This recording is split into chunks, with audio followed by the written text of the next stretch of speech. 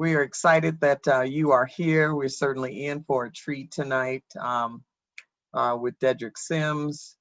He has always wowed us with his presentations and gave us some awesome information in terms of working with our boys. And I know some of you don't have boys and you've decided you wanted to join this session because when we start talking about technology, I think it's applicable to both girls and boys, but certainly know that a lot of our focus tonight is going to be on boys. So again, welcome. And Mr. Dedrick, you are on. All right. So glad to be back with you guys. And 2020 is crazy, right? All right. Raise your hand if you think 2020 is crazy right now. Do a thumbs up to make sure you guys can do your technology. There we go. 2020 is absolutely nuts. We got snow in September. We got squirrels walking up to the back of our porch. They just. My wife goes out and feeds the squirrels, and she has these peanuts, and they just walk up to her. You know, she's been doing it so much. So I don't know. 2020 is crazy. COVID, racial unrest. How many of you have been impacted by COVID personally? Meaning that someone in your circle, oh yeah, the murder hornets, that's right. Someone in your circle, someone close to you have contracted COVID or been impacted. Do the thumbs up if you've had that. Okay, let me see. Because I know Colorado was like green for a long time. Okay. All right, I see you. You know, up until about 2 weeks ago, I didn't have anybody. I couldn't say that I was impacted by anyone.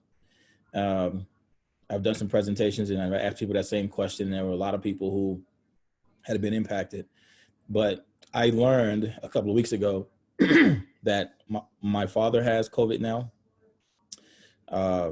My stepmother, which is his wife, has COVID. They got it from her mother, who was in a nursing home. My aunt now has COVID. My uncle has COVID, and my son's mother has COVID and was on a ventilator for a little bit. So I go from not being impacted at all to just being crazy impacted. So it's a real thing. It's a real thing. We're just hoping that everyone survives it. And we are now fortunate enough to lead a learning center here in Denver. There's just a lot going on, right? It's like families need to get back to work and so on and so forth. And so families are going back to work, but Denver recognized that a lot of people can't go back to work simply because they don't have any place for their kids to go to engage in their online sessions. And so they contracted with us and some other organizations. And now they gave us a rec center. And so now we have 18 kids in the rec center as if it was school. So parents can, click the link, sign their kids up. And then if we got a waiting list, but they can drop their kids off from 8 to 4 at our center. And my staff is there to help them get logged on and to give them breaks. And we serve them lunch, breakfast, and a snack, all of that. And so I don't know if they have something like that similar in Colorado Springs or not, but I'm sure a lot of families can use that. So there are 4 centers. Together with all those 4 centers, we're only serving about 84 kids. 84 kids. Because can you imagine all the other people who need to get in and get back to work, just don't have anywhere for their kids to go. So this has been a crazy year. And they're going to, that the kids are going to be impacted. They're going to be impacted by this. I remember going through Hurricane Katrina. I unfortunately was in New Orleans when Hurricane Katrina hit, and you could see all the stuff that you guys read about and they see it on the news. It's true. We were there. But the unfortunate thing is that we can recognize Katrina babies, and we call them Katrina babies, because during that time, schools were out. You had people wading through contaminated waters, and I mean, with dead bodies, feces, alligators. I mean, literally wading through this stuff, trying to get to safety. And there was this lapse in school as well. And so we can recognize those kids. Like when we see them in school or how they're acting, we can say that's a Katrina baby. And then we ask when they was born, and they'll say, during the year that Katrina was happening. I guarantee you that we're going to have some COVID babies, right? So some COVID babies that's going to be impacted by this. And you're going to see the lapse in learning, maybe some health disparities. Like this year is a watershed moment, and for us. So I encourage you guys to protect your kiddos, get them involved in stay involved in learning. For those of you who are cool with having activities that involve social distancing, because we're partners with the First Tee golf program, and so we have boys like in groups of 15 going out to learn how to play golf, but they're like really social distance, got the mask on and everything. But the point is to get them out to where they can start interacting with their friends and get some fresh air and not just be on this screen the entire time. And so we're talking about that tonight, being on this screen. So let me just go ahead and share my screen and get going. I cannot share my screen. So you got to give me permission, Deb.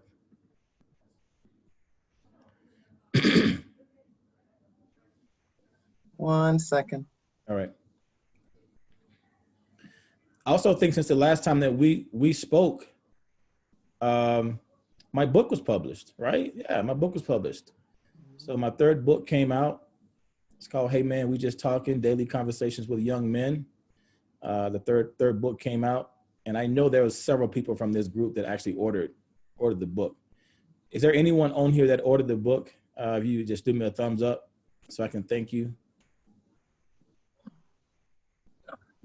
No one on this screen ordered the book. No one from this group. You can go ahead and share your screen now. All right, cool. I just had to let Russ in.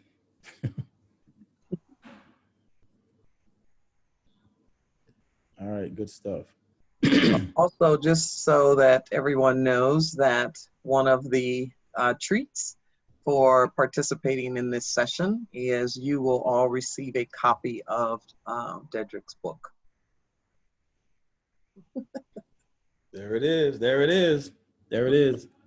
Hey, also want to let you guys know that today's been a tough day for me. I've been a little sick under the weather, so I got my tea in my cup. I just don't want y'all to think I'm over here drinking tequila while I'm having this conversation with y'all. Although some of you guys are drinking tequila now, I see it. All right, so the first thing, so digital boy versus natural boy. I think this is a timely conversation. Actually, a lot of what I'm going to say goes against what we're having to do right now. This is a timely conversation because there are definitely some dangers of being in front of the screen a whole lot, not only for kids, but also for adults as well.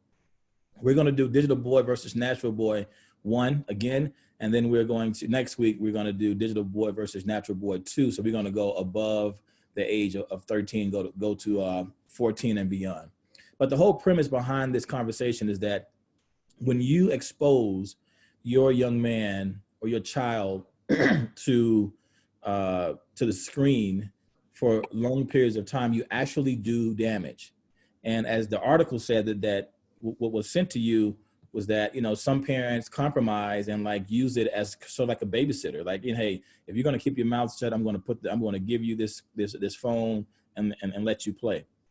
But there's dangers in that, right? Because it impacts the natural way that young men develop and that kids develop in general. Although this technology is a gift. 59 people. Deborah, thank you. Yeah. So it's a gift, but it definitely can impact the way that development happens. And so I don't want that to happen to you. So let's keep going. So remember that excessive screen time, we're talking about televisions and we're talking about computers and tablets and phones, can turn into attention problems, cognitive and academic issues, problems with sleeping and eating, as well as obesity and psychological health problems, raise your hand or put your thumb up if you've ever had, if you can remember having a night where you were on your phone for a long time, laying in bed, and could not go to sleep, right? Just could not go to sleep for anything, and that's because of the blue light, right? There's this thing behind the computer, the blue light, that actually tells your brain that it's daytime, and so you actually stay up. The casinos actually use this kind of light as well in the casinos, so that you can be there all night and spending your money and playing and drinking and all that. But it is recommended that you really shut down at least 2 hours before you go to bed. You shut the computer down. You don't spend time on your phone, because you'll have a hard time. You have a hard time sleeping. So why is this important for kids? Well, because kids need sleep, and kids need to go to school the next day. And if they're on their phones and on their computers all night, like, this is going to impact them in a physiological way. And, we as parents don't want to contribute to that. So here are 5 points to remember from the whole presentation is: 1, limit screen time. And the professionals will tell you to limit screen time to an hour, or at the most 2 hours a day.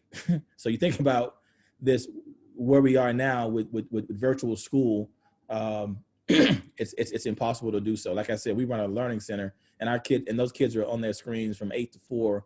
They probably have about 2 hours of break time for activities that we build in, and lunch and so on and so forth. But you got to limit screen time. If you do allow for the use of those electronic devices, spend most of the screen time with educational media and not entertainment. So if they have to be on the computers, then just make sure that they're learning something, or that they're being exposed to something new. No more than 1 or 2 hours per day, right? Except for entertainment media, except for perhaps on a weekend day. Now, we're not saying that Saturdays and Sundays are better to be on the computer. What they're saying is that you're probably more likely on Saturdays and Sundays to have more time on the computer, right? And really don't sacrifice outside playtime for media time.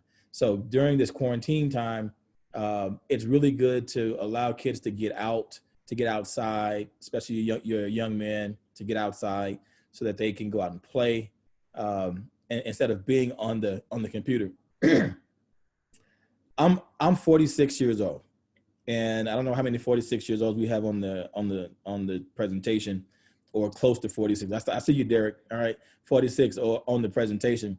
But how many of you, by show of thumbs, how many of you remember wanting to be outside, like really wanting to get outside and play, and not be stuck in the house, and not be on the games, right? Not a whole lot of you. So some of y'all want to be in the house. Okay. All right. But now you got to pull kids outside. You got to put them outside and lock the door. Just say, hey man, stay outside, But so don't sacrifice that outside time. Let them go out and play. And that's how boys develop naturally. Right? Boys develop naturally by going outside and falling and interacting with the world. We can't protect them and create this artificial environment by keeping them inside and having them on these screens and all that kind of stuff, and playing, all these video games. So we got to get them outside. Young men's bodies develop in a very natural way. When you intersect that with excessive technology, excessive screen time, their brains literally rewires in a very different way. Social skills do not develop as much as they should be. Young men in general I'll say this, but young men in general are inclined to focus on things that are visual, right? Visual. So what that means is that they're inclined. So you expose them to screens and videos and phones, like they're going to hyper focus on that. They're going to spend more and more time on that because that's visual. Video games, that's visual. Ladies tend to be more social, verbose, emotive, right? And so the only way that we can get young men, or one of the ways that we can get young men in being social, verbose, and emotive is to get them in front of people. Get them in front of people, to where they have real interactions, right? What you end up having is you get this boy who develops into this recluse, who's quiet, who's socially awkward, you know, and that tends to happen when they spend so much time on computers, right?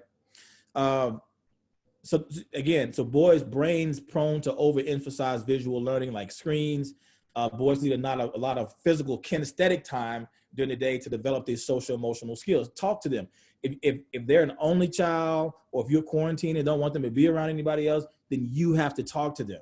You got to realize that in this time between birth and 13 years old, their brains are developing and they're having to learn how to be social, how to be emotive, how to interact with other people, right? And if you're talking to them, right, whether you got one job or two jobs, whenever you get a chance, have conversations with the young men, because that's the way they develop the social aspects of their lives. Left to themselves and left without that kind of interaction, they become socially awkward. They just become, entrenched in themselves.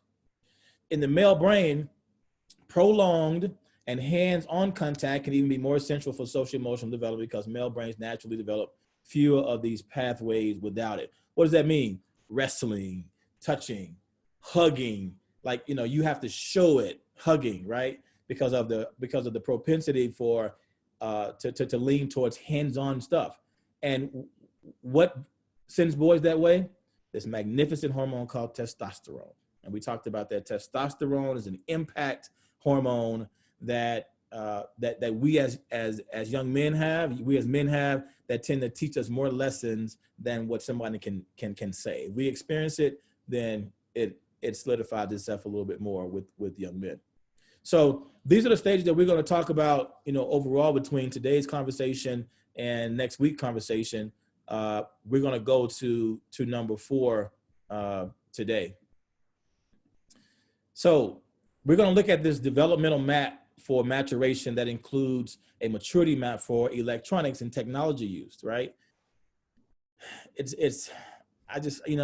sit back and think about where we are as a world, and how I've read so many books and so many things about people destroying themselves. And when you look at where we're moving as a country towards more convenience, towards more technology, quicker, faster, stronger, it makes me wonder, are we moving in that direction of really impacting ourselves in a way that we can't turn around, right? We're relying so heavy on technology that, we're filling our skies, our phones, or whatever it is, with a whole lot of invisible waves, electronic waves that are impacting us that we don't even know how it's impacting us. We're getting, cancer and so on and so forth that are coming from these things. But it's so natural to us because we love the convenience and we love the technology and we love all those things that we love on this little device right here, right? And so as parents, we got to do our best to protect our kids as much as we can for as long as we can. So that means that we have to increase our knowledge and our capacity to do so, which is why I appreciate you guys participating in workshops like this. So let's talk about birth to 2 years old. All right.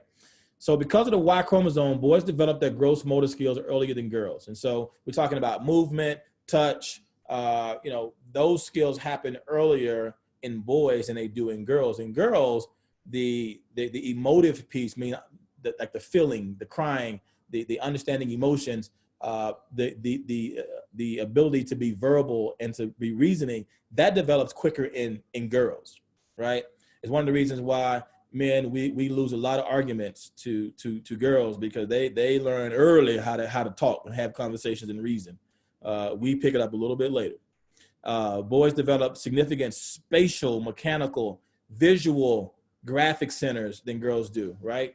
And screen one, in this time, birth to 2 years old, screen time should be kept at a bare minimum. I'm not going to ask you to raise your hand or throw your thumb up, but I want you to think, if you have a kid in this range, birth to 2 years old, right? Please do not put the phone in front of them. Like, it has to be bare minimum. Their brains are so impressionable. The wiring is happening, and you don't want to do anything to impact that wiring that you can't see. Like, that shouldn't be your babysitter at all, right? So that should be kept at a minimum. And so I got to move this so I can see my screen here. Yeah, so until stage 2, which is actually age 3 to 6, avoid putting screens in front of boys, child gaze, and playing time. So what is child gaze? Child gaze is you're sitting and you're working and your screen is open, or you have your phone in front of you and you're working or playing games or going through Facebook or going through Instagram, and your kid is like watching it. They're watching it. That's child gazing. So that's just as impactful as you handing it to them. So you got to make sure your kid is not around, right, when you're like on the screen. So, and also playing with games. More than an hour every day in front of the screen for stage 1 will most likely do some damage to the naturally templated gene expression and development of his brain. I want to give you guys a scenario. Cancer comes from mutations of the cell. You have the cell replicating itself through DNA replication. You have mutations that are happening. And so what cancer is normally what happens is that when the cell actually replicates, how it knows to stop growing is that the cell membrane touches another cell and sends a signal that, okay, I'm out of space, I shouldn't grow anymore. But when there's a mutation in the replication pattern of the DNA, I say the cell becomes a bully. Like, it just continues to grow and grow and grow, and you get this mass. And next thing you know, you got a cyst, you got a tumor, so on and so forth, right? But something has happened to disrupt the natural ability for the cell to sense that it has touched something. It has touched something, right? So think about the waves that come from technology, that comes from the phones that's coming into them. So as your kid's brain is developing and they have this blue light pointed at them for extended amount of times, then that natural process of cell replication and boundary setting can be interrupted. And you wouldn't want to do that as a parent. It could be interrupted. I'm looking at Landon Cox. I'm looking at, is that mom and dad sitting next to each other? So look, they're like two cells. Do you see his shoulder on her shoulder? Nobody's fighting for room. He's not slapping her in the face. She's not all in that. If that was happening, then that would be the equivalent of the screen interacting with their natural ability to sense space. So that's what happens. And we don't want this to happen. Next thing you know, your kid can have learning disabilities. Your kid will, having learning problems, sleeping problems. And again, I know it's convenient, but it's not the right thing to do. Instead, use a lot of intentional verbal environment interpretation. Take them outside. Let them run into the tree. Let them play. Let them fall. Let them get a sense of the world. When you have kids on the computer all day, and especially if they play video games, if any of you ever play video games, in video games, you're like the superhero. So you can do everything. Like, you can walk through walls. You all kind of stuff, right? So it gives kids this false sense of what the world is. But if you have them in the house and you walking around and you play, some parents, I've seen some parents have like the little gates up in the house, and they have the kids inside the little gate. So like a little fence, and the kid could come to the fence, and that's cool. I mean, it's like, okay, I mean, you locked up in jail, but that's cool, right? It's like they get a sense of the world, and they're not in front of this thing that's not real and producing basically a fake life. Think of Edward Scissorhands, if you've seen that movie, right? All right, so here's what you do. You read to boys and you encourage them to spend time in non-structured play. Non-structured play is, hey, I'm gonna put you down, I'm gonna put you outside, and just do it. Like, we ain't gotta have no rules or whatever. Just do it. Just run into things, interact with the environment, discover Earth. Build purpose, mission, and independence into boys, even at this age, right? Purpose, mission and independence in the boys, even at this age. And also be vigilant. And I keep saying to be vigilant about passive visual stimuli and keep screen time to an absolute minimum. Dads and moms who love football and sports, football's about to come back. Go Saints, who dat? Football's about to come back. And you're going to be watching the game, right? And I need you to really think through and be cognizant of your kid watching the game with you. I mean, this is not the time to, mom, this is not the, and I'm not trying to be gender, whatever, but mom, this is not the time to give dad the kid between birth and 2 so he can watch the kid while watching the Saints play football, all right? Because that screen time is going to be right there. So be careful about that. Be vigilant about that. If any of you have babysitters and people who you take your kids to, you know, and I think I talk about this a little later, it's, you know, it's really, it could be really wise for you to, as you're interviewing them, right? Because we all interview them, right? If while you're interviewing them, ask them about screen time. Tell them that you don't want them on in front of the screen no more than 1 hour a day or 2 hours a day. You know, be vigilant about that. All right. Is Deborah on the line? All right. So we're getting ready to go into our first break room chat. So the break room chat is going to be 15 minutes. And here's what I want you to talk about in the break room. So if you have pencil and pen in front of you, please write this down or pull your phone out and type this down. You're going to talk about, you're going to focus on everything that I've just mentioned in these first sets of slides. And you're going to talk about, as a parent, how this is played out in your life if you have a kid in that range, in that age range. If you don't, talk about how it has played out in your life if you have a kid in other age ranges as well. What I also want you to focus on, between all of you guys, because you guys are smart, and I bet you're going to come out of this with some good stuff. How has this quarantine and I don't even know this. So are Colorado Springs back in person, or they're virtual? Many schools are private schools, charter schools, and some district schools are in person, but they're also offering options of e-learning. Got it. So parents who are on the chat tonight, or on this presentation tonight, put a thumbs up if you have your kid in a virtual learning setting. If you chose not to go back in person, put your thumbs up if you have kids still at home online.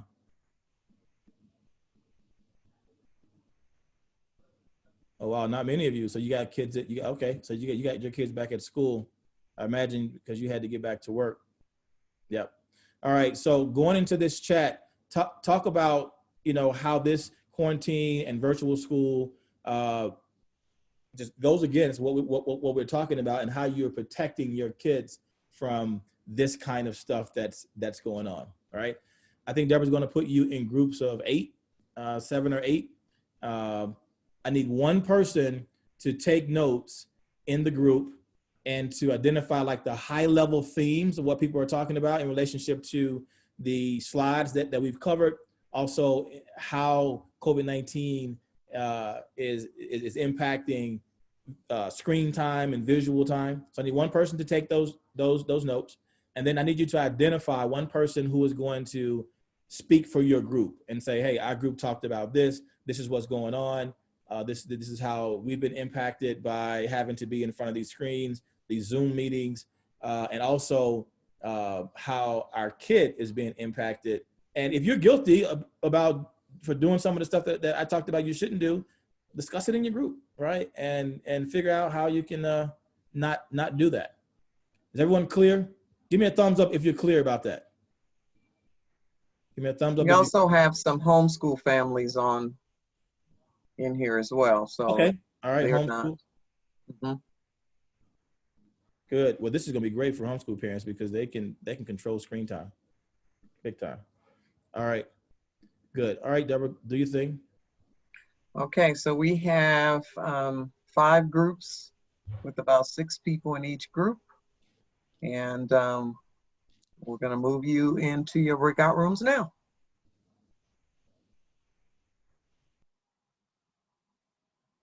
Welcome back.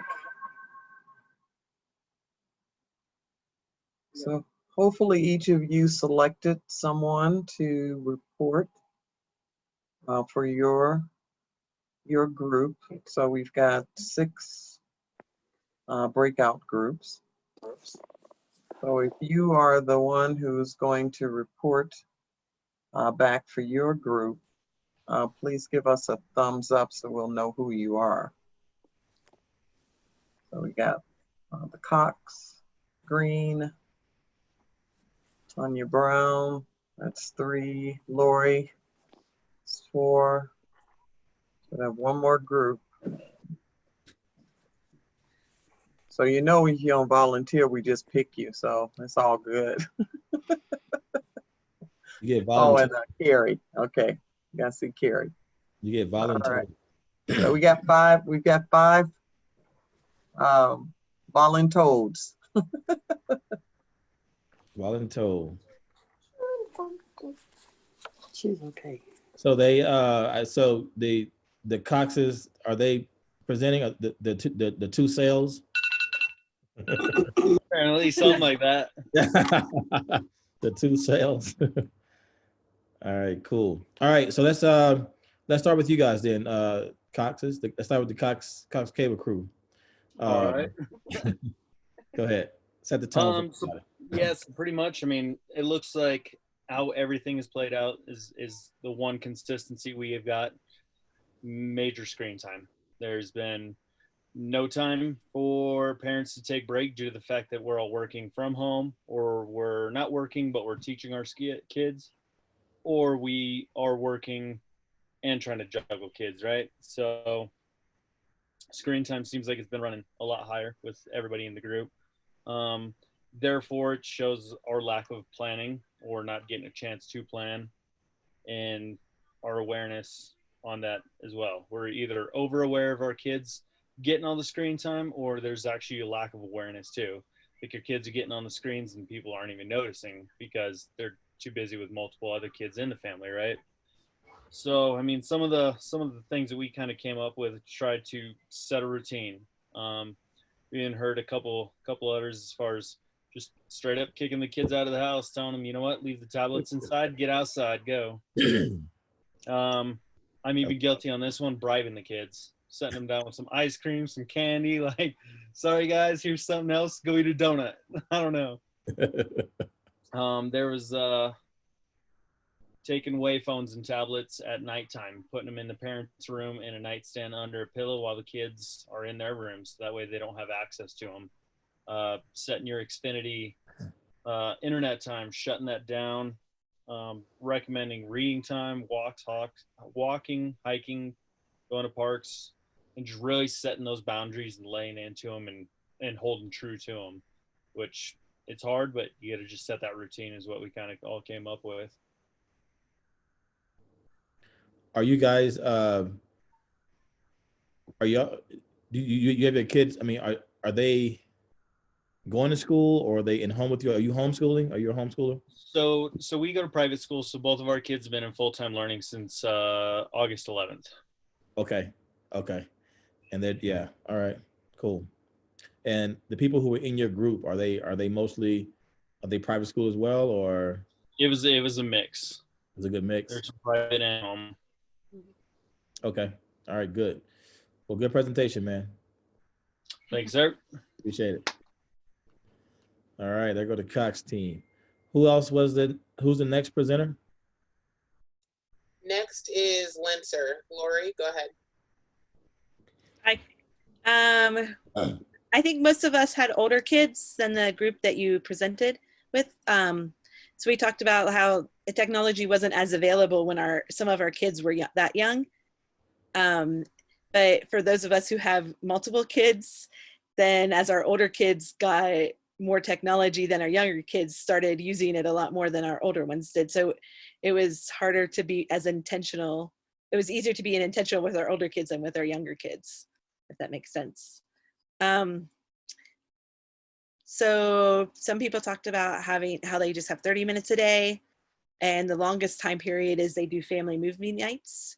Other people, they use their technology a lot for audiobooks or games or puzzles. Some like myself said, I'm failing at this. I know that it's happening in my house. I'm just not sure exactly what to do. Well, and then like we talked about like using screen time on iPads, how you can set like restrictions as parents. We talked about with like the effects of COVID and how actually technology was extremely helpful for the mental health of our kids, being able to like FaceTime with them, with friends and family. Well, let me ask you a question. Let me start right there. One, how do you set parental controls on iPad? One, and then the second question is, so you think so? Go a little deeper on how being able to FaceTime was like a mental help for kids. Just due to the fact that like when we were all quarantined or like we weren't going anywhere, like in April, and just being able to have kids still be able to connect with their friends or with their family, or just being able to have that connection point versus not being able to see anybody when you can't go and play with your friends. How do you know that was helpful? Did they verbalize that? How do you know that helped? Well, it wasn't my kids. I mean, we did use it though. But like for mine, they just wanted to know that their friends were still there. Like just to be able to get outside of their own house, because they'd be like, Mom, we're tired of each other, because I have 4 boys.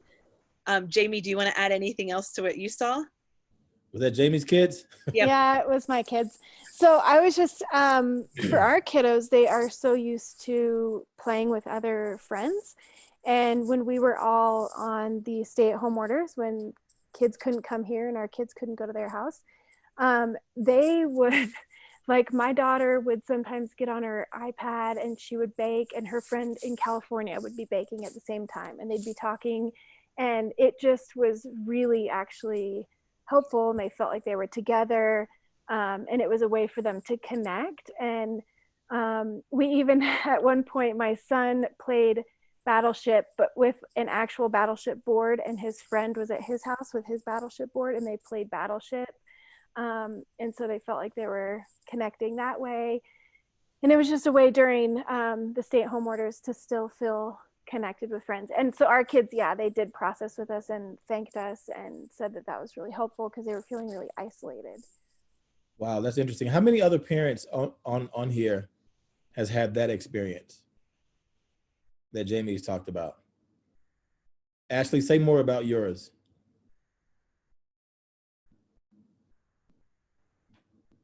Yeah, we still can't hear you for some reason. It says you're unmuted, but we can't hear you.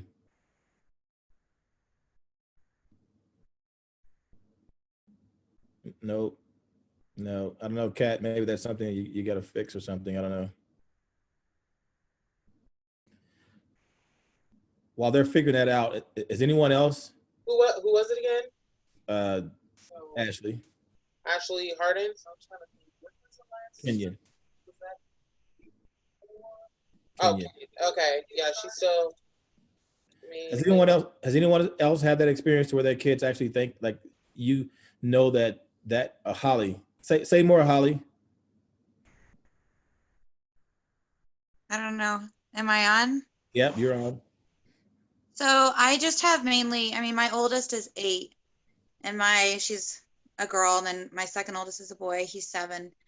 And during that whole, I guess mainly the quarantine time, because we get out and about quite a bit. I have a lot of family that live in town, and I never let them get on by themselves, mainly because they always push end, but they really enjoy just calling and talking to family and stuff. And we would do it on like WhatsApp over the video and stuff. And they, I guess, got to see family that way. It was mainly grandparents, but they begged to do it. Okay. So. All right, cool. And that's just new. I mean, to hear that the kids actually said this was like a mental kind of help for me. It was just new. Okay, so Lori, go back to how do you set parental controls on an iPad. Who's doing that? I've done it before, and one of the other ladies said if you go to settings, there's a screen time button, and you can put in a passcode and set like the times of day that your kid can be on it. And I think there's like different apps that are allowed, because like my son takes his to school, so I would lock it down, so the only thing he could use was like notes, and then he has like an audio learning alley, which is an audio thing, so he could only use the ones that were school related. So then games were all locked down during that period of time. Cool.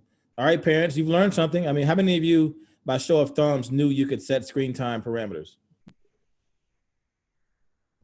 Yeah. Let's see. Wow, a lot of you. Derek said he has full lockdown. Full lockdown. So Derek, you shut it down, huh? You shut it down. All right, cool. Well, thank you so much, Lori. Who's the next presenter? Well, hold on. Next is Melinda Green. All right, Melinda. Hey, Tanya, we're going to come back to your question. Just know that we're going to come back to the comments. Tanya's asking how.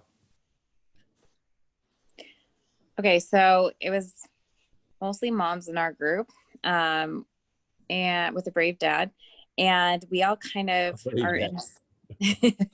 We're all kind of in a similar boat in that we've noticed really good things happening when our kids aren't on their screens, and we do shove them out of the house and tell them go play, and then we've noticed obvious problems with them having really kind of any screen time, not even excessive, but any. Their attitudes change, their personalities even change, and there was kind of a common theme of connection. So when they're on the screen so much, they're not connecting with anyone, they're not interacting with anyone, and we could see how that would inhibit their brain growth. So a few of the ideas were to watch whatever they're watching together with them and talk about it, like a family show or something like that. And set some intentional limits. We had a few questions about what do you do if like you don't have a backyard and you don't have time as a parent? You can't just kick them out of the house. And they're tired, they've already done their homework, all that stuff. We were kind of struggling with, what do you do instead of screen time? So was that one specific person, or like, is that a group? No, it's our group. Like all of us were. So nobody in the group has a backyard? No, I do. So I felt like I'm the lucky one. Yeah. So a few of us do, but there's a working mom who's, totally burnt out. She's like, I don't know what to do. And, her son wants to go down and play at the park, but, he's 12, and she's like, what if something happens and nobody can be with him? And so here's the screen, Yeah. So whoever that mom is, when we end, okay, well, so whoever that mom is, when they end, when we end, if you want to stay on, we can have a one-on-one conversation about that. So I can, because I could say, hey, do some things inside, or on the weekends go blah, blah, blah. But I don't know that specific family situation. So I'd rather have a conversation with them to help brainstorm and be a thought partner around, how to solve that issue. Sweet. Sounds good. And the rest of us love kicking our kids out and encouraging free playtime. All right. Got it. Good stuff. I'm so glad that you guys are like, some of you guys, it sounds like you are really aware of the dangers of excessive screen time already. Like you're aware of that, and you are making some provisions to get out and about and to do those things. So good stuff. Thanks. All right. Who's next? Well, let me ask you a question, Melinda. Who was that brave dad? Was it HJ? I think it was HJ. HJ? Yeah. Got it. All right, HJ. And, he was in the same group of, we know that it's not good, but what do we do when we got to get stuff done? Like, we got to clean our house. We got to get some work done. What else do we do? So. Got it. How many of you, how many of your kids actually play games? Not video games, but like board games. Like they're into other stuff that they can do rather than jumping on the computer. There you go. Okay, who else? All right, Kathleen. I see a lot of them. Okay, but those are so those are the kind of things that you can get them to do. How many of you have kids who are into music, like musicians, like playing instruments? Let's see what screens we got. Jamie, Tara, Relina, Tara, Relina, Melinda. Okay, all right. How many of you have young men who are actually playing sports and could do some practice? All right, Landon. All right, cool. I see you. All right, cool. All right, good stuff. Next group? Who's the next group? Next, we have Carrie Matoki. Hey, Carrie. Hi. Our group had a very good mix or diverse of age groups. And so we did a lot of interesting things. I call it old-fashioned things, from finger painting, from a lot of reading of books, less computer time, I noticed. Even myself, and I have 2 kiddos and a preschooler that I utilize a virtual school. It's a lot of offline reading that we utilize. We had a parent that has a 16-year-old and a 21-year-old, and I mean, a lot of reading, a lot of hands-on activities. Some of us have kids that have sensory issues, so we must incorporate a lot of activities that are hands-on that helps to keep the kids busy and so forth. So I think that's in a nutshell what our group talked about, how we handle the digital and so forth like that. Oh, good stuff. You sound like you had a group that's already on it. Hey, Carrie, it's so good to put a face with a name, because I know you and my team have emailed back and forth several times. So thanks for putting your kids in our programs and being interested. You're so welcome, and thank you. We really appreciate it. Yeah, good to meet you. All right, good stuff. So who's next? Next, we have Tanya Browns. Hello. Hey, Tanya. Hi. Well, our group, there was a couple parents that had a range of kids, like some younger kids, some older kids. My experience is I have an 11-year-old that's almost 12, and he got a PlayStation a few years ago. That was probably the worst thing I've ever done. At this point, I've taken the PlayStation, I've taken the phone. The problem is just trying to keep him motivated without that. It's like when he has that, he doesn't want to do anything else. That's kind of how we kind of all felt with our kids. And I think the majority of us in the group have taken away, the games and everything. But a lot of the kids, like the older kids, the high schoolers, sometimes with the e-learning, I think we're all pretty much e-learning. Sometimes they need their phone to do something with the schoolwork. But my 11-year-old doesn't need his phone, so I have taken that phone. I have a daughter that's 15 now. She does pretty well. But the boy he wants to stay up all night, sleep all day, doesn't want to do chores, clean the room. So we've definitely all had some issues with that respect with these video game consoles and the cell phones. And I did not know that you could go in and lock everything down. So thanks to whoever put that on the chat.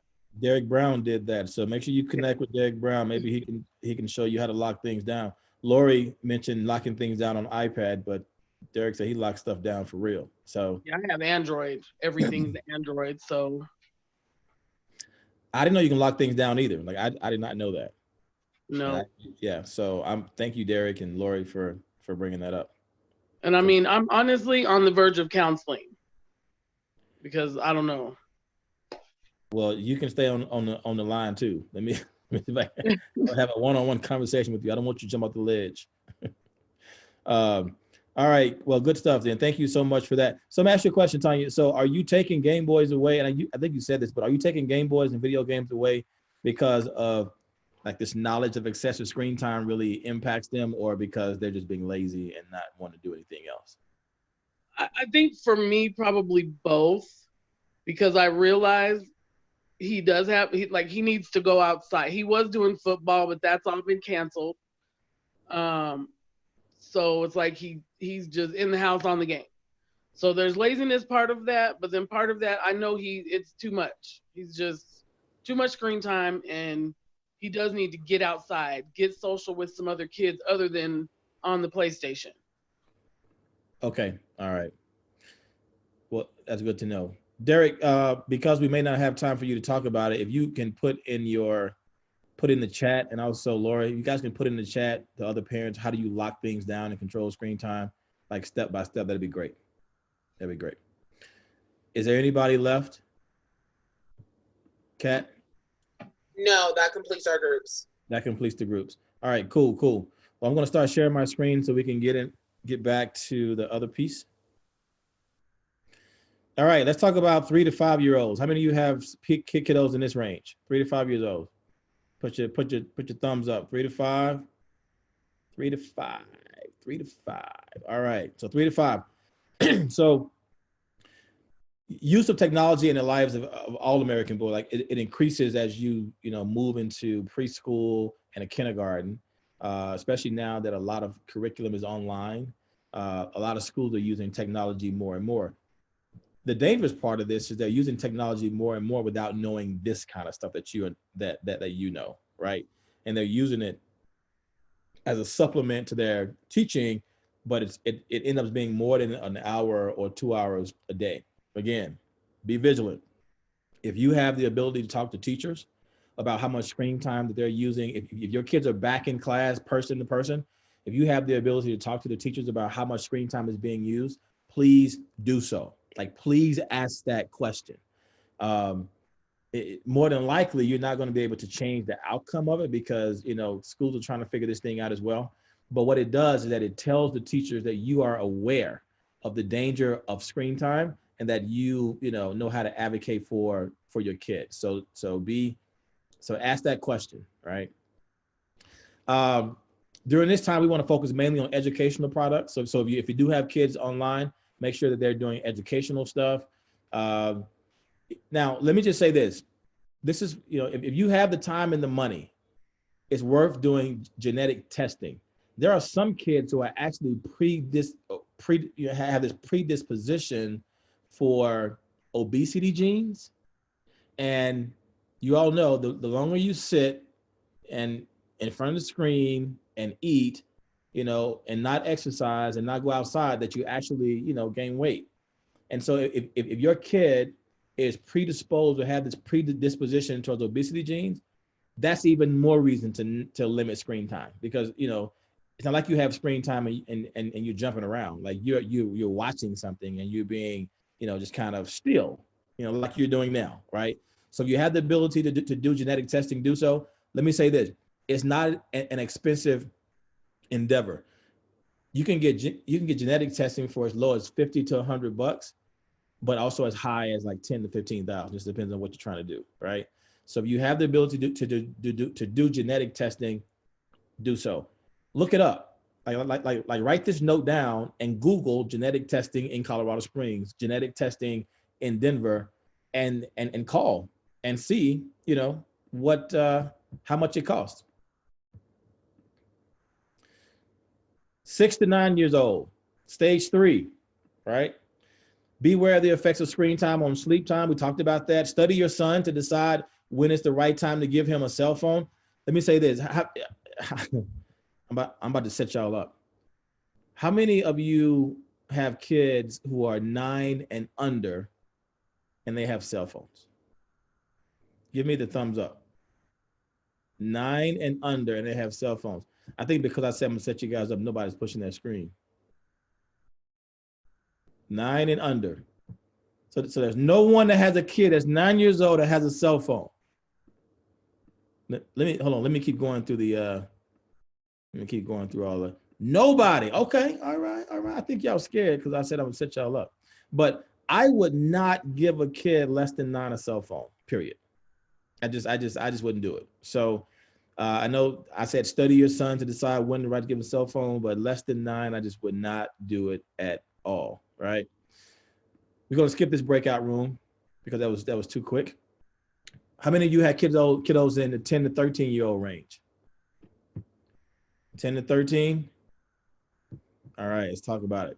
So stage 4, and this is stage 4. This is a masterpiece, right? That's still in tatters, still unsculpted. A lot of the hormones are coming in. A lot of brain development is happening. A lot of physiological things that are happening, right? Kids are starting to mature. They're starting to see hair, under their arms. They're starting to get the real impact of testosterone. So, but during this time, there's a dramatic increase in connectivity among brain regions involving judgment and getting along with others and long-term planning, right? Dramatic increase in terms of judgment. So I need you to understand this. For those of you who have kiddos in this range, dramatic, I should have underlined this. Dramatic increase in connectivity among brain regions involving judgment, getting along with others, and long-range planning. If screen time or the technology interrupts this part, then those 3 things can be impacted. Testosterone is flowing big time. So imagine turning the water hose just up. Between 10 and 13 years old, testosterone is flowing. Their voice is changing. They're getting an Adam's apple. They start to actually forget things more as well between 10 and 13 because their brains are changing. And you can ask him, well, why did you do that? And they'll say, I don't know. Truth is, they don't know. That's the real truth. They don't know. Like things are you just had your keys or the backpack. Where's your backpack? I don't know. That's part of this age range. Aggression, sex chemicals. This is when boys start to kind of experiment, not like out having sex, but they'll start thinking about it, right? That topic becomes more of interest to them between 10 and 13. They start developing their own unique neural footprint for dopamine release. Now, let me say this. Dopamine is the hormone of happiness and satisfaction, right? So if a kid is getting more dopamine release while they're playing video games or on the screen, that's where they're going to want to be. So this is the time where you have to introduce mentors to their lives, where you have to have conversations with them, to where you have to show that there is satisfaction in life outside of a screen. Dopamine is the happy hormone, the satisfaction hormone during this time between 10 and 13. So if kids get into unhealthy habits that make them feel, especially boys, get into unhealthy habits that make them feel good and rewarded, right, during this time frame, then that's kind of where they're going to be. That's more likely where they're going to be as they continue to develop. How many of you have heard about brain pruning? How many of you know what brain pruning is? Hands up, thumbs. Brain pruning. All right, let me break it down and spell it out. Talk about it. So imagine you have a vine, and this vine is growing, and they're touching each other and doing things like this. And if you got vines who can't touch because they're not being used, the brain actually withers them away. So I got a great example. How many of you in high school took Spanish or French or like a foreign language, but don't remember any of it right now? But you to save your life, you couldn't say hello, right? Brain pruning happened to you, right? Which means that because you didn't use it, you lose it. You lost it.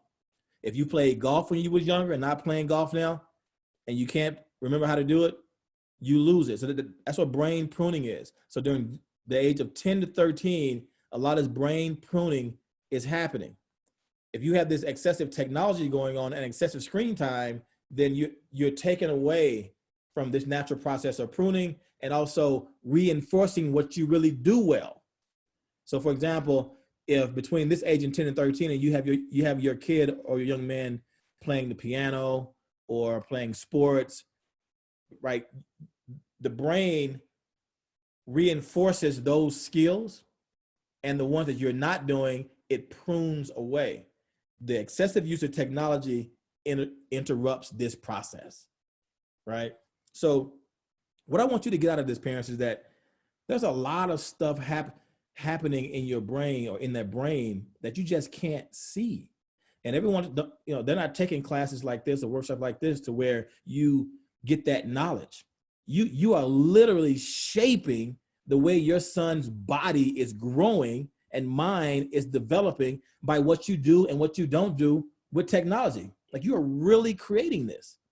I know we all want to get up and put our kids to, you know, get in the bed on time. We want to feed them right, have nutrition, but there's a part that you're just not seeing, and that's the development of the brain, his social side as well, and it's all impacted by this computer. It's impacted by cell phones. It's impacted by those Game Boys. It's impacted by those consoles. It's all impacted by that. And you have to be very strategic about how you use it. Use it more for education than entertainment, and especially boys, because boys are visual, which means that we are attracted to things that we see. And because we're already visual and you put a screen in front of us, and if that's not healthy in front of us, then we start to get attracted to that. And then the dopamine release shows that we are rewarded by watching that. And that's what we continue to do. And that's why boys sometimes flip out when you take the screen away from them. They flip out when you take the game away from them. That's part of that process. We look at it as rebellion. We look at it as, you know, whatever. But this is a physiological process that you are fighting with. You are fighting with the development of this kid, period. It's not even him, right? And, you know, we rarely win against Mother Nature. All right. A good standard of screen use should be character and moral development. Now, during this time of 10 and 13, this is important for them to have mentors. This is important for, you know, if you think about church or spiritual being or something higher, like to kind of focus on that, because during this time from 10 to 13 is kind of when they start developing morals and, you know, kind of conscious and like what's right and what's wrong. And if you put them in front of a screen, for example, what's that video game that the kids play to where they steal cars? Where they steal cars? Grand Theft Auto. What is it called? Grand Theft Auto. That's it. Grand Theft Auto. So they get rewarded for stealing cars. And so what you don't want to do is have them to think that this is natural, right? You know what's unfortunate? And, you know, you guys can agree with me or not agree with me, but here's what I think. A lot of child violence, you know, child on child or just kid violence in general, especially around guns and weapons and stuff, you know, I think they are desensitized to the impact of that, because in video games, you can do it, don't get in trouble, and matter of fact, you get points for it. So you have to think about those things beyond the game, which is why you just can't plop it in front of them. So between 10 and 13, how many of you who have kids between 10 and 13 have them in like the Boys and Girls Club, maybe Boy Scouts, some sort of program that speaks about morals? How many of you have kiddos between 10 and 14 in that? Thumbs up. All right, Tara, I see you. Yep. All right, good stuff. So write this note down. This is the time to get them involved in that, right? For those of you who maybe you're single moms or single dads, you know, especially single moms. If you're single moms and you have a kid between 10 and 13 and you don't have this positive influence, male influence in their life, this is time to get them involved in mentorships. We have a great mentor program here at Sims Fayola that we start with kids who are in the 6th grade, so 11 years old. So this is great. You know, you get them involved in our mentorship program. It's free, right? It doesn't cost you anything. And the next thing on this screen is restrict the use of visual porn as needed. This is the time where testosterone is flowing and they're discovering their bodies and discovering themselves. And so back in the day, we used to have magazines, but now they can readily access it online through, you know, Google and so on and so forth. I mean, it's easily accessed. And just because you're not talking to them about it, don't mean they're not hearing about it, you know, from other kids. So be aware of that. And maybe this is a good time to, you know, lock things down a little bit, like Derek talked about. Now, I want to talk about this one. The last thing we're going to talk about is actually handling porn. And I want to talk about this because this is a reality in this stage. It's a reality in this stage. It's a natural attractant to most boys in this age group. Masturbation starts to normally happen around the age of 13. So for those of you who have your kids around you, this might be time you want to push them away, right? But masturbation happens normally around age of 13. Male sexual function is directly linked to the brain, visual stimulation, right? Which you got to be careful and vigilant about what they're watching on the screen and how much of it they're watching. Now, if you find your kid into porn and don't overreact, right? Because it's part of boys developing, right? But keep strict tabs on, you know, your son's visits, both his phone and his tablet. And if and when you decide that he visited a porn site, don't don't get on him about it. What are you watching? What are you doing? This is don't do that, right? Just talk to him about, you know, this is inappropriate, and give him chances to make decisions about this being inappropriate, right? But this is natural during this time. It's natural. So I want to, now what I want to do is actually have you to go into a breakout session now for only about 10 minutes, Kat. So go into a breakout session now to discuss those slides that we talked about, how it's impacting you. Has any of this shown up in your kid? Can I put what screen back up, Brian? Unmute yourself. The last one you just had about handling porn. About handling porn? Okay. I just wanted to take a photo of that. All right. That's good for the boys. Thanks. Screen sharing has stopped. The window has closed. Let me see. Hold on. Here we go. This one right here? Yes. Okay, cool. So we're going to go into our breakout groups for only 10 minutes this time, Kat. And I want you guys to discuss all of this stuff that we've talked about since the last breakout session and how you parents are handling this. And especially if any of you have already started to deal with this porn issue.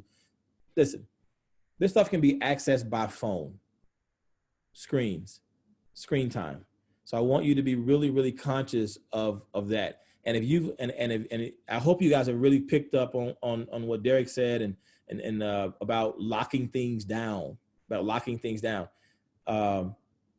and that you are already started. I see people already like picking their stuff up and looking at things and so on and so forth. So when we come back, again, identify someone to talk about it, and then we'll answer also questions and address questions and comments in the chat room.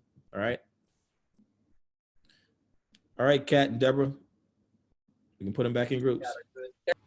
Are we back? All right. Who are the identified leads? We got a sense of who that is, Kat? So we had 5 breakout rooms. And so let's see.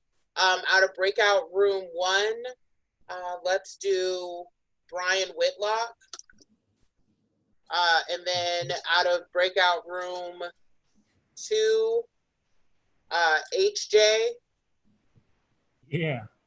And then breakout room 3, we'll do Donna Church.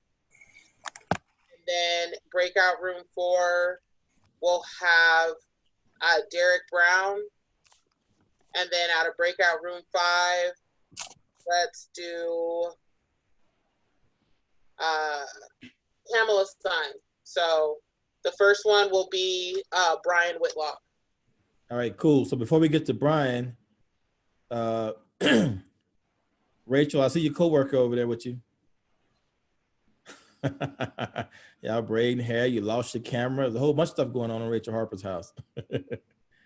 Good stuff. Love it. Hey, she waving at me. Good stuff. What's her name? Rachel? Joanna. Joe. Hey, Joanna, how you doing? How are you? How are you? I'm doing fine. How are you doing? Okay. All right. I think that's good. All right, Rachel. Thanks. Okay. Oh, sorry, Dedrick, out of breakout room 2, Aaron Valora is actually speaking. My bad.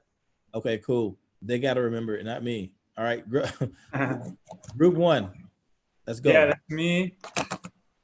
Sorry, some reason Zoom can never detect a camera, and I'm struggled for a while, so I got no camera, but I hope you can hear me. Yep, can hear you perfectly. So we're supposed to just share what we discussed? Yep, that's the highlights of what you discussed as relates to the topics we covered. Sure. I mean, we went initially with what you had left off with handling porn, and I mean, I just felt personally the whole thing of like not shaming them when you do find it is huge, but my kids are not of the age yet, and they don't have phones or anything. They do have tablets, but it's really limited what they can access. We don't have them on. If they get on Wi-Fi, it's only like to load one of their games or something, and we have to be there, and they know that. But one of the things that came up is just like how easy it is in this day and age with the internet to like accidentally come across the pornography, and you know, there's the other side of it. You could be with older kids and they lead your kids to it or something. They actually seek it out. But a lot of times you're even doing a school project and you can be searching something and this kind of stuff pops up, even if you have safe search on sometimes. So like just being aware of that and like almost, yeah, if anytime like you're on the internet, like having to kind of be there with them or like just checking. And even there's a hidden apps that they can get where it's like, it doesn't look like it's anything. It looks like a calculator or something. And then it can lead into all these really shady chat rooms that, wow.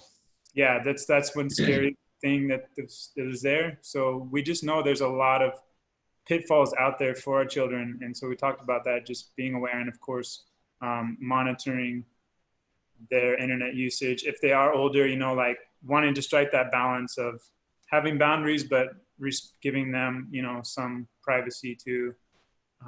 But yeah, definitely needing to check just because there's so much junk out there. And yeah, there's a whole industry. It's a huge billion-dollar industry trying to bring in anyone that will come in.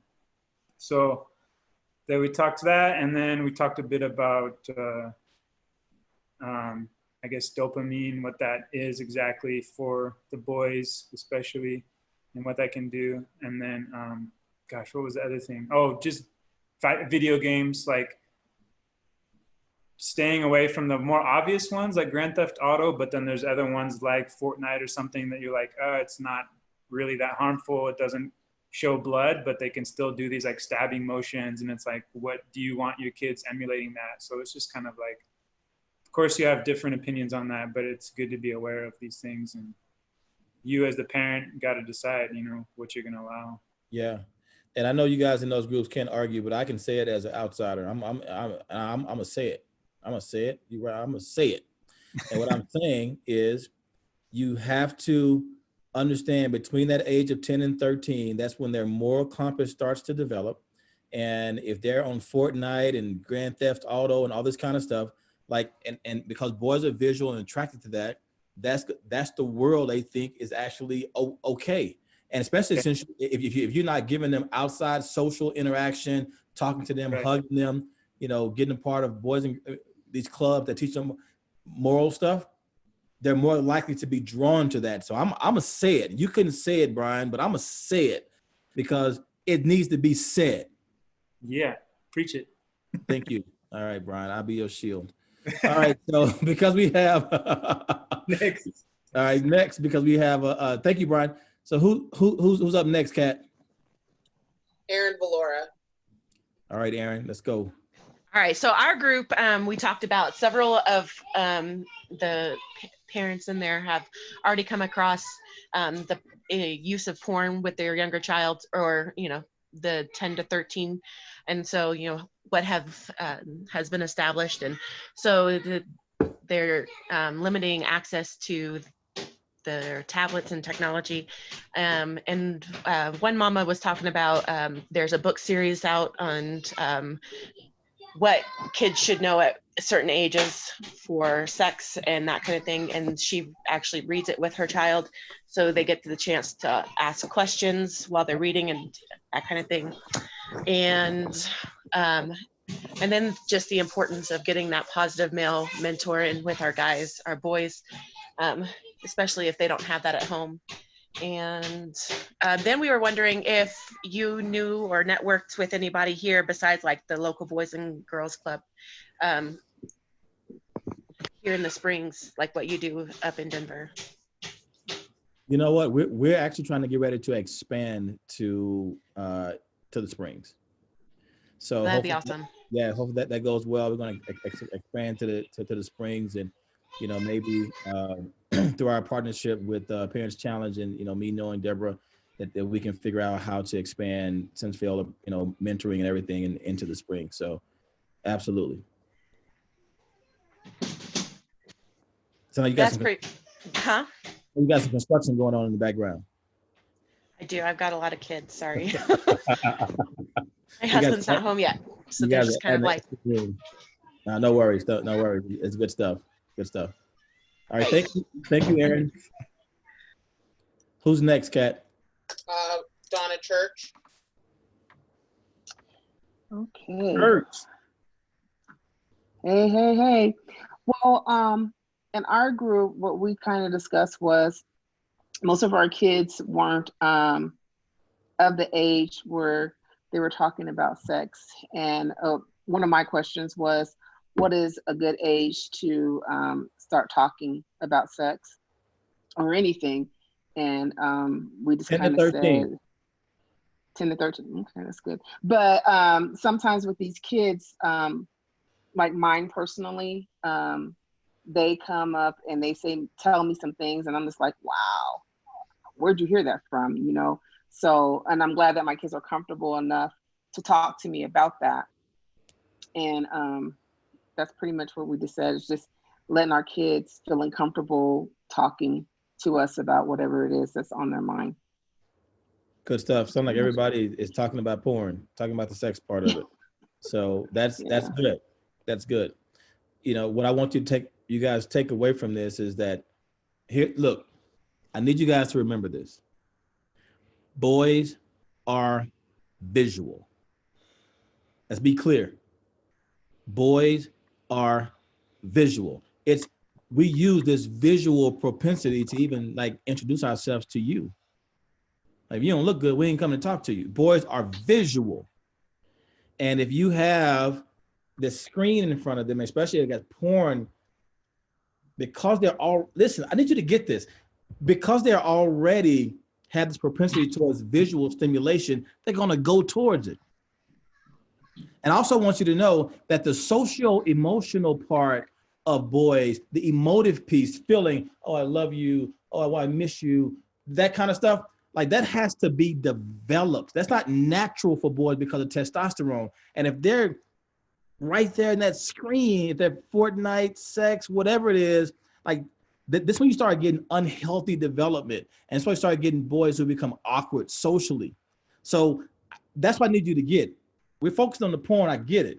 But I need you to understand the underlying issues as to why this is so dangerous for them. It's so dangerous for them. All right. So good stuff. Thank you, Church. I see Rachel has another coworker in her screen. Who's next, Kat? Next we have Derek Brown. Derek Brown. All right, we get to hear from Derek All Brown. right, you asked the guy with a TBI to remember what was said 10 minutes ago. I know, right? I will do my best. One of the things that I remember kind of vividly about it was, yeah, we got all this visual bad news stuff going on through the computers. And, you know, one of the things you got to think of as a parent is to try to combat it and counterbalance it, because it's going to be there. And so we, you know, our family and some of the other moms who are in my group as well, I think we all kind of agreed that counterbalancing with a lot of church activities is really good. On my end, we counterbalance with a whole bunch of outdoor activities, between, as a single dad, between me and my boys, because that screen stuff's going to be there, as someone alluded to earlier, even with all the filters and stuff. These kids are smart as heck. They find ways around all of it. And so, we're trying to give them a good, moral foundation to begin with, so that you can open up these conversations with them, without shaming them, where you at least have your foot in the door to be able to talk to them about these hard issues. And that's the most important thing of all, because, whether it's, this, that, or the other, sooner or later, they're going to start screwing up. And if they're not willing to at least sit down and talk with you, you're out of the game. And it's nowhere to be. And remember, those are good points, Derek. I appreciate that. And remember, 10 to 13 is when moral compass starts to be developed. Moral development happens. And if they get their moral development and their satisfaction, the dopamine release through things that are on the screen, guess what? That's where they're going to be, right? Think about folks who go to the casino and hang in the casino. Some of y'all don't hear, right? Go to the casino and you win money and you feel good and you're in the casino every weekend. You got dopamine everywhere in the casino, right? So that's where they are. So that's what the boys are going to be, the screen time. So please watch that. Towards the visual. Who's next, Kat? Next, we have Kamala Sign. Derek Brown said he grew up in a casino town. Hello. In our group, most people, the kids are not that age, but there was one mom said, like, they never talk about it, but their son will come home and talk different things. And then they were like, oh, we never talk about these things. So the most was like how to communicate with our kids. Some of them don't know what porn is, like how to communicate with them. And then there was a dad was talking like they have farm and they have animal breeding and their daughter, and they talk about it. So like some ways it's good because she's learning from nature, but the other ways is like how to communicate with them. And also like for me, for my kids, we have like apps and different things, and they, as much as I trust, they're not watching at night and different things. But as you said, like one time my daughter clicked something for her study and there was another video pop up. So like there is always gonna be problem, but to how to communicate with them, like how to tell them this is not good. And as I'm communicating with my kids, it's like, I told them, it's like, it's a visual, it sticks with your brain. If you watch something bad, it will always stay with your brain. And every action has reaction, every decision has consequences, good and bad. But especially with porn, all of us were like, how to communicate with them and tell them what it is. Yeah, so I wouldn't say that it's bad. I would say it's inappropriate at this age, right? Because I mean, sex is a natural part of who we are, right? And so I wouldn't say it's bad. I would say it's inappropriate at this age. And you know, this is not something you should be like involved in at this moment. Like that's how I would approach it. I wouldn't say it's bad. I wouldn't say, hey, stay away from that. I would say it's inappropriate at this age for you. It's so like driving, right? Like you know, you can't drive at 12. So you know, there's a time that comes when you drive. So there are different parts of life that are accessed at different age points, right? So that's what I would focus on. But what I also would focus on, because we're talking about digital boy versus natural boy, is being aware that they're accessing this or not, right? And not shaming them if you come across it, because it's part of it. So don't shame them, right? But because it's part of it. There's one question in the chat room that I do want to address because I saw it pop up. It says, if a child is intellectually, and this is from Aaron, if a child is intellectually disabled in a 10 to 13-year-old boy, do we have more time to teach moral compass, or is it linked to the hormone process? I don't have the question to that, Aaron, but here's what I suspect. I suspect it's linked more to the hormone process, because if you're cognitively delayed or not, like your hormones are still happening, right? Your body is still releasing hormones, which means that you may still get that feeling, which means that you may not understand what to do with it, right? But it's still there. It's still there.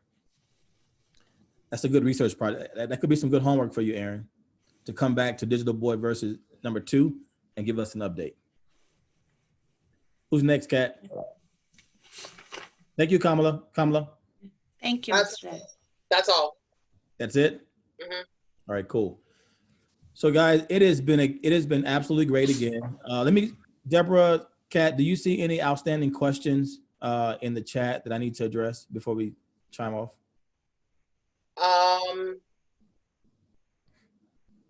There was one that says, who says porn is bad if you are a grown adult? I didn't hear you. You said, who says porn is bad? What now? If you're a grown adult. Who says porn is bad if you're a grown adult? Yes. So are you saying they got some grown adult kids? No, porn in general. They're asking porn is inappropriate at any age, and so I'm like, any child age. But if you're grown, that's on you. Tanya, was that your question? Yeah, because someone put that porn was inappropriate at any age. Ah, got it. Okay, I see. So that's an internal fight between y'all. Okay, got it. I'm still out of it. All right, what's the next question? That was it. That was it? Yeah, that was the last question. I think we were just they were just trying to clear up that conversation regarding porn. All right, cool. Let me just read this thing that Kathleen said because it's long. When we talk to our children, we tell them that it is not their place to talk to other children about these subjects. It's up to their parents, just as we are teaching them. So they should always stop an inappropriate conversation by telling the other children they shouldn't be talking about this and should talk to their parents instead. My daughter has actually done this. Kathleen, how old is your daughter?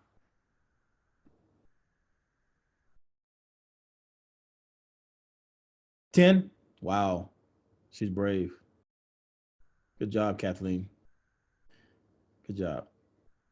All right, Deborah, I have enjoyed it hanging out with your crew. I call it my crew now because I already recognize a lot of these faces. Hanging out with the crew, and tonight's been great, and hopefully we can get some of our programs down there to get your young men in our mentoring programs. Absolutely, and as always, we certainly appreciate your knowledge and experience that you bring to the table, and certainly helping parents talk about a subject that can be very challenging. And again, now with everybody doing e-learning, virtual learning, everybody sitting in front of this computer way more time than they need to. But I think if we look at how we balance that with activities and outdoor experiences and all of that, it will make a huge difference in our sons' lives, but certainly our girls' lives as well. So hand clap, thumbs up for Mr. Dedrick, and also know that everyone who's in this session tonight will receive his book. We've got a rendezvous on I-25 to pick it up, and once we do that, then we will make sure that they get sent to each of you. Hey, if you guys don't mind, Deborah, what I want to do for those of you who are going to get the book, I want to play one of the video clips from the book. You can actually get videos as well to go with it. I want to play one of the video clips, and I want to play the one specifically about sex because we're having this conversation tonight. All right, so if you don't mind, I'm gonna share my screen and go grab it real quick. Okay. Yes, sir. What's up, young kings? Today's conversation is about sex. That's right, sex. What I want to talk about sex in particular is wanting you to wait. Now, I know that there are many messages out there, and even our friends telling us not to wait, to engage in sex as soon as you can. I want to push back on that and tell you to wait. I'm talking to you about this from experience. When I was in high school, I had my first son in high school, and I wasn't ready to be a dad at all. I didn't know how to be a dad. I didn't know what that was. My relationship with my dad wasn't all that positive. So I had no clue. And everybody who was around me were people my age, so they had no clue either, even though some of them had children already. Having sex is serious. It's like me giving you keys to a Porsche and you have no idea how to drive. That Porsche is a very expensive machine. It's, it's super fast, it's complicated. And to give that kind of car to someone who doesn't understand how to drive is dangerous, not only for others who are around them, but also for them themselves. And that's what sex is. There's a lot of things that come with sex, man. A lot of things, a lot of emotions that come with sex, a lot of ties. And when you get older, you hear things like soul ties, right? S-O-U-L, soul ties. Sex is serious. And I think Dr. Ross wrote in the book also very, very convincingly about abstaining or, waiting until you know this is the right time, the right person. And, even the Bible tells you to wait until you're married, right? Sex is for married couples. So depending on how you want to interpret that, I just want you to wait, man. I want you to wait. It's cool. I tell you this, if I had the opportunity to go back and wait until I got married, I would do so unequivocally. Like I would do so, just because I've had a lot of difficult situations in my life, over my life, because I engaged in sex early. I was irresponsible with sex, and then had a son early that impacted my life, impacted his life, because I didn't know how to be the dad that I know how to be now. So there were just years of uncomfortableness between he and I, just because I didn't know how to give him what he needed. But now I know, right? And it was all because of my decision to engage in sex early in my life. I want to leave you with this. No matter what the pressures are on the outside, no matter what the pressures are from your friends, no matter how you feel physically, because you're going to go through this period to where you're going to have your hormones kind of lead you that way. But no matter what you do, man, wait. Just wait. Wait until you get married. Wait until you settle down with someone who you are super serious about, who has your back, and who you have the best interest. Don't take it cavalier, right? Don't just want to get in sex to just see how many people you can sleep with. That's not cool at all. It's not. Anyway, man, I hope you are taking this conversation as seriously as I am meaning it. But I also hope you're taking this conversation with the love that I'm meaning to give it as well. And remember, man, you're just talking.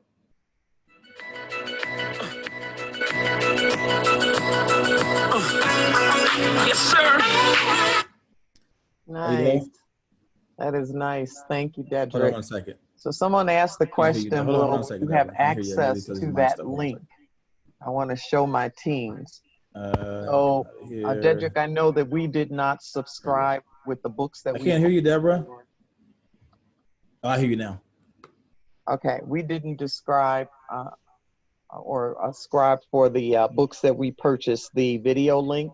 But can we purchase one, and then can I share the link with my families? Or do I have to purchase one for every book? I'll let you. You want to bootleg my stuff? See bootleg. Yep, I do. All right, Deborah, I'll let you do that. Hey guys, are you? So that's the book, right? So you have the book. They don't yet, but they will. But you will have the book, and the book has video segments that you can actually subscribe to, and you can play to go deeper. And there's also books with the other authors that are actually a part of the book. But that's the kind of mentoring that they get from me through that book, right? And somebody asked how many videos there are. There are 21 conversations in the book. There are 21 videos. So there's a video for every one of the conversations that goes deeper. And so I hope that you guys really like that, and hope that you love the books.